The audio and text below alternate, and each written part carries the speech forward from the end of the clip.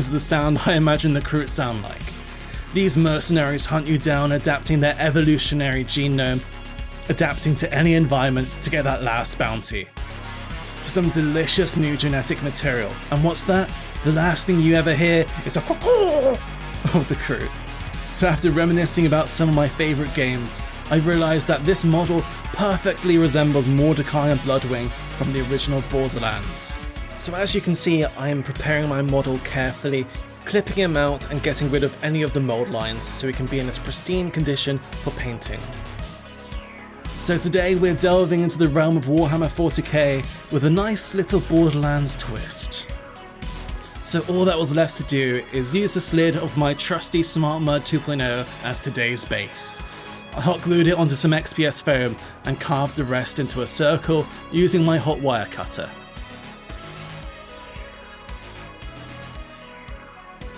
When cutting, try and keep your hand as steady as you can, as this will save you time in the future, and of course always wear a mask when doing this kind of thing.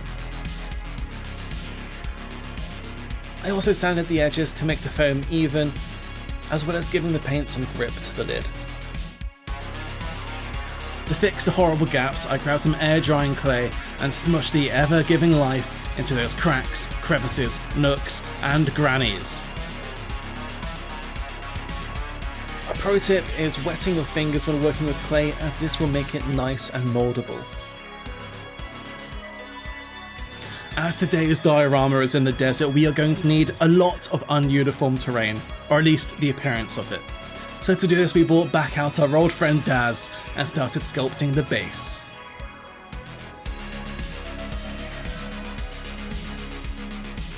Now we can all bow to the holy Mesa rock, as its brightness is even too much for my camera. So I kind of think 3D printing all of this terrain bits feel a little bit like cheating, so I thought I'd give it a go, trying to make some Mesa rocks out of green stuff. I made little milliput saucers and little circles and placed them on top of each other, but yeah, that ain't it.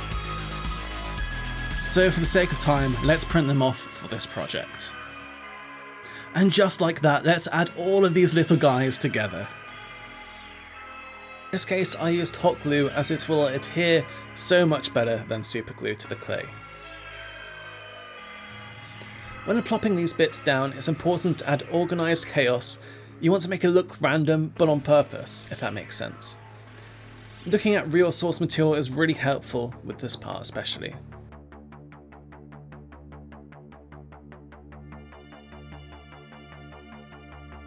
So to build up some texture onto the diorama, we're going to add some sand around these rocks. So of course I used AK sand, which of course is a texture paste of which you can make for yourself at half the cost, but I'll get into that in another video. And with every diorama that involves texture paste, this is where I remembered, oh yeah, wasn't I supposed to do this before gluing all the rocks on? Oh, yes I was.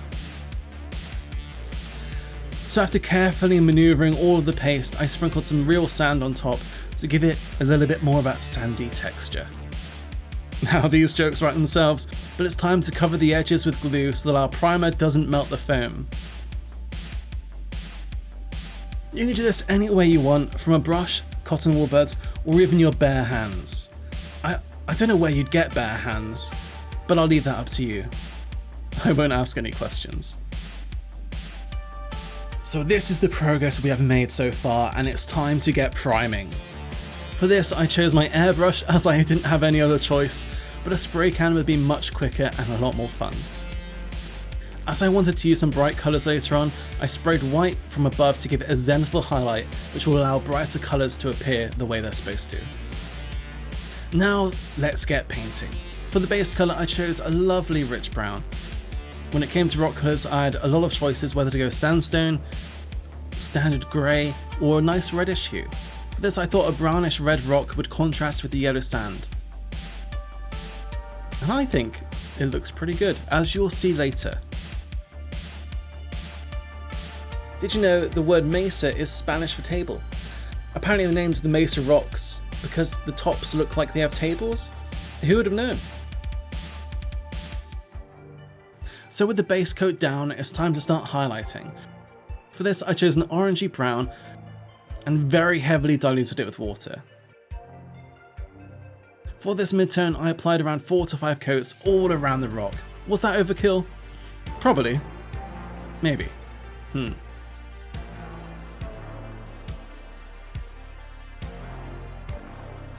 While painting this, I wanted some of my brush marks to show, and I chose not to have nice gradients. Not that I can't do them, of course, but having a stark colour change really adds to the colour scheme I'm going for, and it kind of reminds me of that Borderlands game aesthetic. While this isn't cel shaded like the game, I'll definitely have to try that at some point. Also, while painting this, I made sure my brushstrokes were only ever in one direction, which added to the feel.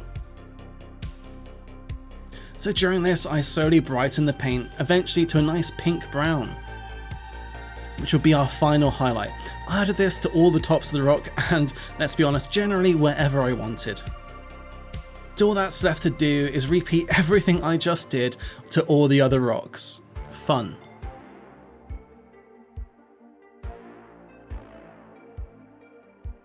And it's time to paint sand to, guess what, look like sand. And to do this, I use some nice, obviously sand coloured paints.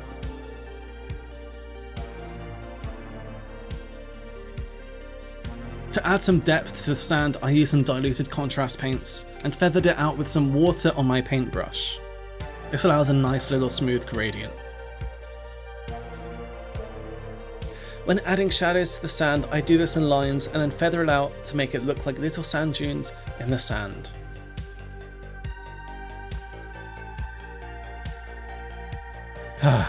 And finally, all that's left to do is paint these damn cacti. For this, I painted a nice muted green and added pale highlights on top, using the same brushstroke method as before. And finally, I ended with some yellow dots for all the cactus's glockids. Spines. I'm gonna go with spines. Next, we're going to paint a crash drone in the old tower colours. I do this with a quick airbrush and a black enamel wash. So with the drone out of the way, it's time to paint our inspired Bloodwing, Airy. Now Bloodwing's wings are membrane wings, and our little Airy here has feathers for wings. Wings, penguins. So let's try our best to replicate the effect on our bird. So after a grey and beige base coat, I slowly painted a gradient of brown to a bone colour and added little small strokes for more detail. For some backstory, Airy, the alien bird, hailed from a species known as Avayas. The Avayas were creatures of legends whispered about in the tales of long-lost civilizations. They possessed ethereal beauty and an innate connection to the cosmos. Legend has it that these birds were once guardians of sacred knowledge entrusted with ancient wisdom passed down through generations, long before the Reckoning. Airy is one of these rumoured legends that time had forgotten. These birds form an almost symbiotic relationship with their companions, and in Airy's case, his purpose would be a legend that transcends his own planet. The skin details were pretty easy, just being grey and white, so after that I was done, so I added a black wash, which I then removed later for some depth.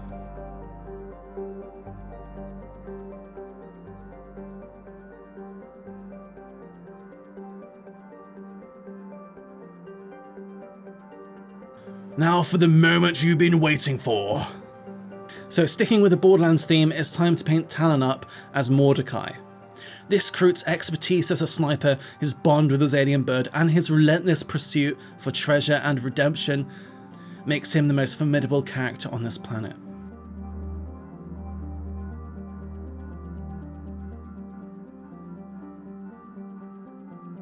To paint Talon, we're going to mimic Mordecai's outfit with the red cape and grey clothes. For all of the painting, I'm going to incorporate 3 base colours, a shadow, a midtone, and a highlight. So for instance, on the cape, I'm going to paint it red and slowly add a midtone of another red and then add some orange highlights to make a nice highlight. I gotta be honest, painting this guy was quite daunting, but a lot of fun at the same time. I think he turned out pretty good. And hey, if you made it this far in the video, maybe hit it with a cheeky like, or even a sub if you want to.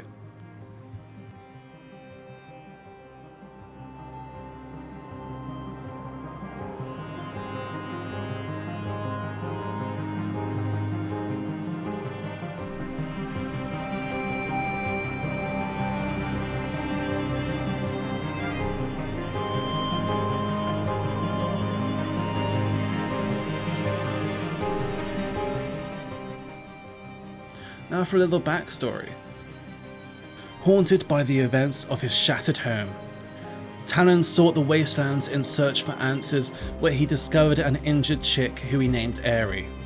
Their relationship was not merely that of pet and master, it was a bond forged in the crucible of survival. There were two souls intertwined, sharing a common purpose and unspoken understanding. Talon ventured into the darkest corners of the wasteland. He stalked through the crumbling ruins, defying the remnants of humanity and the twisted creatures that now called this planet home. As years passed, they pressed forwards and their legends grew. The mere mention of their names instilled fear into the hearts of those who stood against them. They became symbols of hope for those who dared to dream of a better world amidst these ruins. Their pursuit of treasure and redemption had transformed them into the most formidable beings. In the end, their fate would be decided by the choices they made, the lives they touched, and the battles they waged. Little is known if they ever found the answers they were looking for, but that's a story for another time. So with the diorama now finished, I've been Reese, and I'll catch you on the next episode. Make sure to like the video to appease the algorithm gods. May you all have a great week. Peace out.